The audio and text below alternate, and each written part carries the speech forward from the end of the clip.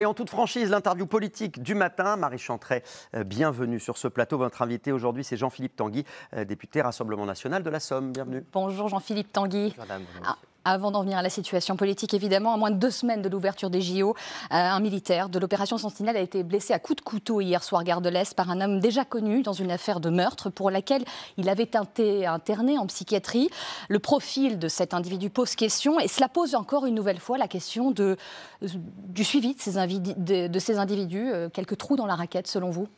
Oui, tout d'abord, on pense très fort à cette personne qui se remet de ses blessures, à ses proches qui ont dû s'inquiéter. C'est l'occasion de penser à tous ceux qui assurent notre sécurité en ces temps difficiles. Mais oui, moi, j'avoue, je pense comme des millions de Français, je ne comprends pas comment une personne condamnée pour meurtre n'est pas internée en psychiatrie et suivie de manière très stricte, et comment elle peut errer en liberté et pouvoir à nouveau frapper un innocent. Une enquête est en cours. Oui. La gauche pointait souvent du doigt le manque de moyens, notamment en psychiatrie. Bien sûr, la psychiatrie est en difficulté, mais là, je ne crois pas que ce soit un problème de moyens, c'est un problème de doctrine, puisque cette personne n'aurait pas dû être en liberté. Voilà, ce n'est pas la nature de son suivi médical, c'est pourquoi cette personne est en liberté, alors qu'il y a moins de 6 ans, elle avait frappé et tué un innocent à Paris. Là, le sort de la victime, heureusement, a l'air préservé, mais on est passé à côté d'une nouvelle tragédie qui n'aurait jamais dû se produire. Jean-Philippe Tanguy, le rendez-vous est fixé à 11h30 ce matin. Emmanuel Macron a décidé de convoquer un conseil des ministres, au menu notamment, selon toute vraisemblance,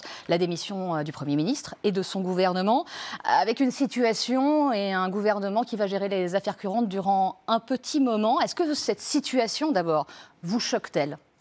Elle me choque, mais surtout elle m'inquiète pour les Français. Nous sommes un pays qui n'est pas habitué à ne pas avoir de gouvernement. Je n'ai pas de précédent depuis la 4ème République où les Françaises et les Français se sont réveillés après des élections sans savoir qui allait les gouverner. Et donc nous sommes dans le bourbier qu'avait annoncé Marine Le Pen avant le 2e tour. Mais est-ce que vous ne saluez pas, malgré tout, une forme de stabilité à la veille notamment de Jeux Olympiques, que de ministres comme Gérald Darmanin, Amélie Oudéa-Castéra au sport, qui ont suivi ce dossier de très près finalement, une forme de stabilité logique dans une période très instable politiquement? Non, moi je ne suis pas pour le chaos, je ne suis pas pour la politique du pire, donc mieux vaut cette forme de stabilité que le chaos de la gauche. Mais sincèrement, cette situation est abracadabrantesque. Vous n'envisagez pas de recours au Conseil constitutionnel? Non, parce que la Constitution est claire. Oui. Les fonctions de membres de gouvernement sont incompatibles avec l'exercice de tout mandat parlementaire. Gabriel Attal, comme 17 autres ministres, redeviennent députés à partir d'aujourd'hui normalement. Voilà, pas de recours envisagé du côté du Rassemblement national. Pas à ma connaissance. Cette situation effectivement est ubuesque. Beaucoup de gens ne vont pas la comprendre, mais on n'est pas pour la politique du pire. Donc de toute façon, comme malheureusement il n'y a pas de majorité de députés, que la coalition en face de gauche s'effondre sous nos yeux, comme nous l'avions annoncé, faute de programme cohérent, d'avoir raconté tout et son contraire, et d'être incapable de s'entendre.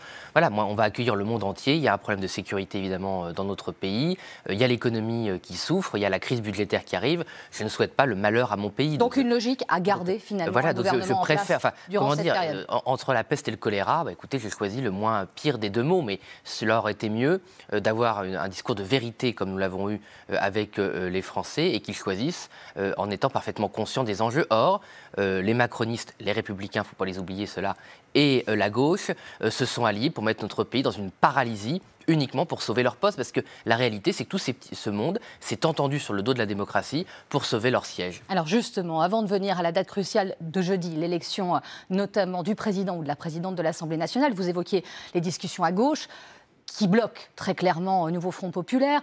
À droite, on sent que la poutre travaille un peu avec Laurent Wauquiez et son pacte législatif. Marine Le Pen, avant le premier tour des législatives, disait qu'il ne restera au président que la démission pour sortir potentiellement d'une crise politique. Est-ce que, selon vous, on en est à ce stade ?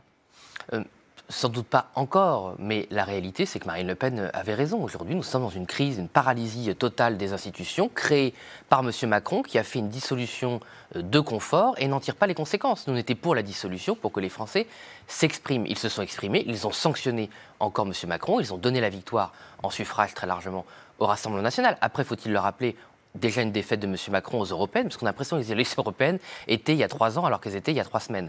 Donc on avait eu 3 victoires. En effet, en 3 victoires, et M. Macron n'en tire aucune conséquence. Il fait comme si de rien n'était. Il s'est reposé sur cette arnaque de programme de la gauche qui, une fois plus, s'écroule sous nos yeux, fondé sur des mensonges, il faut bien dire, qui finit dans une espèce de nouveau flop populaire. Demain, après-demain, pardonnez-moi, jeudi, élection du président ou de la présidente de l'Assemblée nationale, je le disais. Est-ce que vous confirmez ces informations de nos confrères du Figaro, de discussion entre vous, le Rassemblement national, et la présidente sortante, Yaël Braun-Pivet, d'une entente tacite finalement entre vous pour assurer sa réélection? Non, il n'y a pas eu d'entente tacite, surtout pas sur ce sujet. Ce qui est vrai, c'est qu'on discute. C'est-à-dire que ce qui est insupportable, et je pense pour tous ceux qui nous regardent, c'est comme l'affaire du fameux dîner entre Marine Le Pen et Édouard Philippe. C'est que nous avons des relations humaines normales.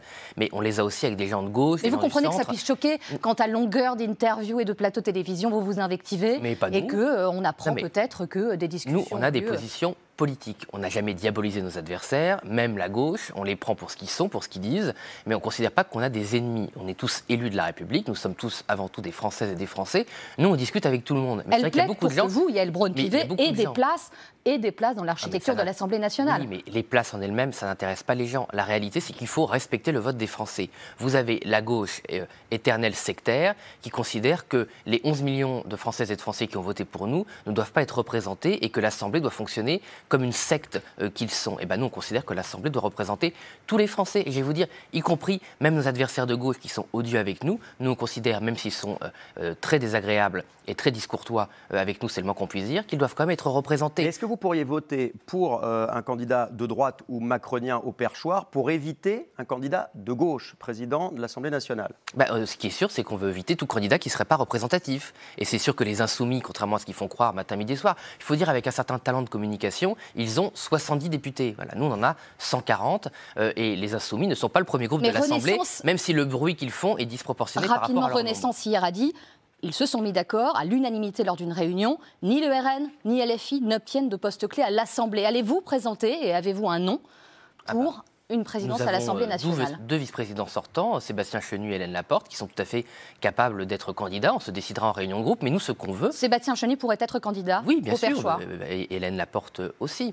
Mais ce que je veux dire, c'est que nous, notre seule ligne, c'est qu'on veut que la démocratie soit respectée. Les Français ont voté, il faut arrêter de se chamailler sur leur dos, parce que tous ces gens veulent en fait exclure le Rassemblement national pour se partager des postes. Il faut que l'Assemblée ressemble au choix démocratique des Français. Et le fait qu'on discute de ce terme est complètement surréaliste. Le respect des Français, c'est que tout le monde soit à sa place, et c'est quand même dingue que le Rassemblement national soit le seul à le dire. Merci beaucoup, Merci à vous. Jean-Philippe Tanguy. Bonne journée. On regardera ça de près, évidemment. Jeudi, ça va être une journée compliquée à l'Assemblée nationale. Et cruciale, Ça clairement. va être une journée chargée et cruciale qu'on regardera de près. Merci beaucoup, Marie Chantrey. Merci, Jean-Philippe Tanguy.